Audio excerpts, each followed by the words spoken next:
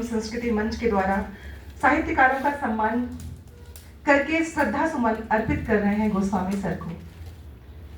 चूंकि संचालन हमारे योगेश भैया के हाथ में है और जिस तरह से एक गुरु शिष्य के बीच में संबंध होते हैं, उससे ऊपर उठकर जब मैं योगेश भैया को देखती हूँ तो जो उनके गुरुओं के प्रति उनका सम्मान है, वो मैं हमेशा उम्मीद करती हूँ कि आने वाली पीढ़ियों में वो सम्मान, वो आदर्श भाव उपस्थित हो। हम जब सम्मान कर रहे थे तो उस क्रम में हमारे जो सम्मानित रचनाकार हैं, वरिष्ठ और जो युवा हैं, उनके साहित्य के बारे में, उनके लेखन के बारे में हम कुछ बात करें, लेकिन भाई इतने संवेदनाओं के साथ इतने अभिभूत हो गए थे कि हम उस क्रम को छोड़ चुके थे। लेकिन मैं चाहूंगी कि जो हमारे प्रतिष्ठित रचनाकार हैं, जिनका हमने यहाँ पे सम्मान किया है, उनके बारे में कुछ न कुछ हम कहें और उनको धन्यवाद दें, आभार दें कि उन्होंने आज के इस कार्यक्रम में इस सम्मान को लेके हमारे पूरे साहित्य एवं संस्कृति मंच को हमें अनुग्रहित किया है। इसके लिए आपका बहुत बहुत आभार। अगर हम बात करें हमारे बीच में उपस्थित एक ऐसी विदुषी साहित्यकारा, या यूं कहूं एक ऐसी विदुषी महिला जिन्होंने हम महिलाओं के सामने एक आदर्श रखा, एक वो सुंदर पक्ष रखा कि हम सादगी के साथ, सेवा भाव के साथ, विनम्रता के साथ अपने काम को आगे करते हुए अपने आप को बहुत आगे कर सकते हैं।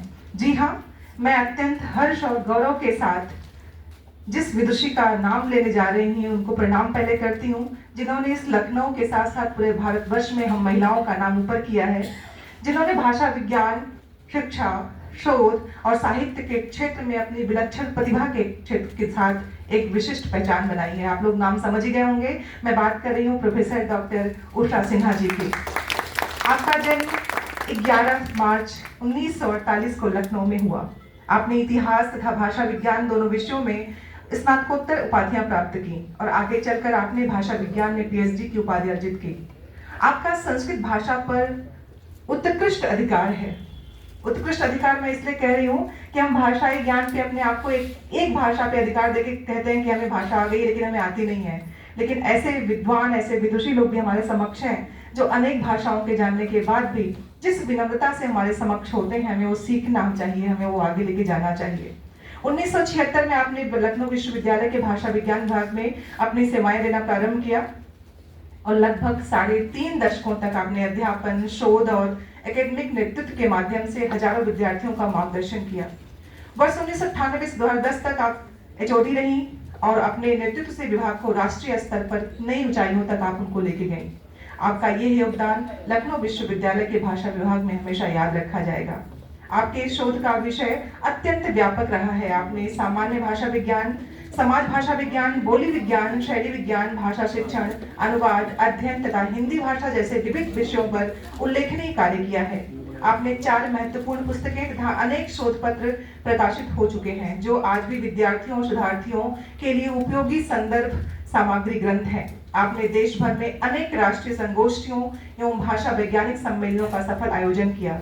भारत सरकार के वैज्ञानिक एवं तकनीकी शब्दावली आयोग के सहयोग से आपने लखनऊ विश्वविद्यालय में शब्दावली समूह की स्थापना कर भारतीय भाषाओं के वैज्ञानिक एवं तकनीकी शब्दों के विकास की दिशा में उल्लेखनीय कार्य किया है। डॉक्टर सिन्हा अनेक भारतीय विश्वविद्यालय तथा श्रीलंका के केलनिया विश्वविद्यालय की अध्ययन एवं शोध समितियों की सदस्य भी रही हैं। आपकी विद्वता, सरलता, अनुशासित कार्यशैली ने आपको राष्ट्रीय स्तर पर एक सम्मानित शिक्षाविद के रूप में प्रतिष्ठित किया गया है। आपको, आपके लिए इन शब्दों को कहते हुए मैं अपने आप को अत्यंत गौरवान्वित महसूस कर रही हूँ। मैं चाहती हूँ कि सदन में उपस्थित सभी लोग करतब ध्वनि से इस बात की सहभागिता दें कि आपके शिक्षाविद के रूप में कार्य, आपका साहित्यिक योगदान, भाषा और साहित्य के बारे में आपका गहन स्थापना, भाषा, साहित्य और उसकी भाषिक संरचना में एक वैज्ञानिक अध्ययन के साथ साथ हमें नवीन दृष्टिकोण देती रहेगी। आपका बहुत बहुत आभार।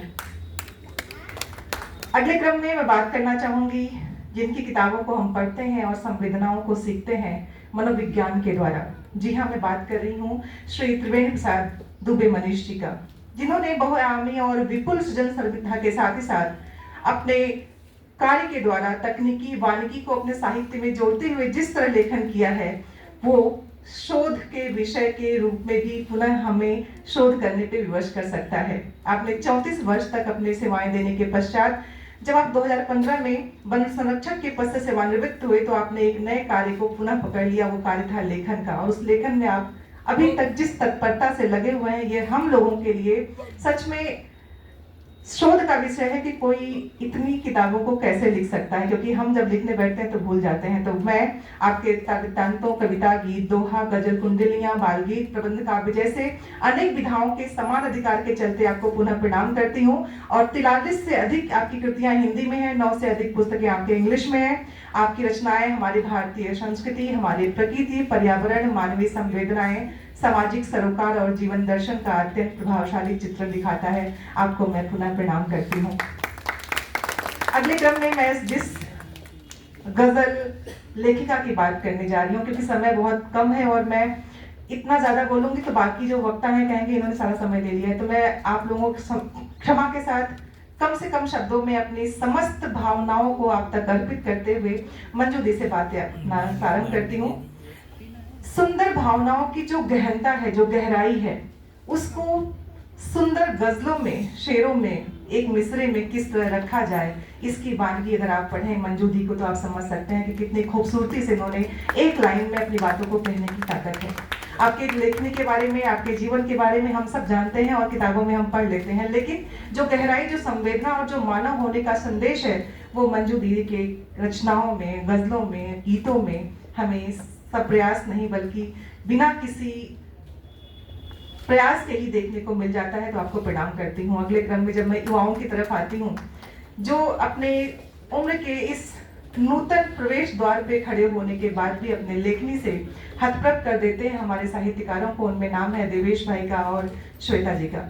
श्वेता जी और देवेश जी को जो पुरस्कार दिया गया है, इनकी चेतना जो समाज के प्रति है उसको ध्यान में रखते हुए, देवेश भाई जब समाज को देखते हैं, उसको व्यंग्य के माध्यम से जब हास्य के पुट देते हुए लिख देते हैं, तो ऐसा लगता है कि जीवन की सच्चाई उन 4 लाइनों में समाहित हो गई है। इसके लिए आपका बहुत बहुत आभार।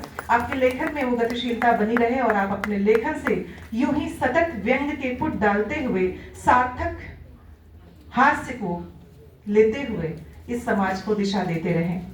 श्वेता, जिनको माँ सरस्वती का वरदान है, वृद्ध हस्त उनके ऊपर है कि उनकी जो गायकी है वो किसी लेखिका के लिए एक वरदान से कम नहीं है कि आप लिख भी पाएं और उसको बहु गा भी पाएं।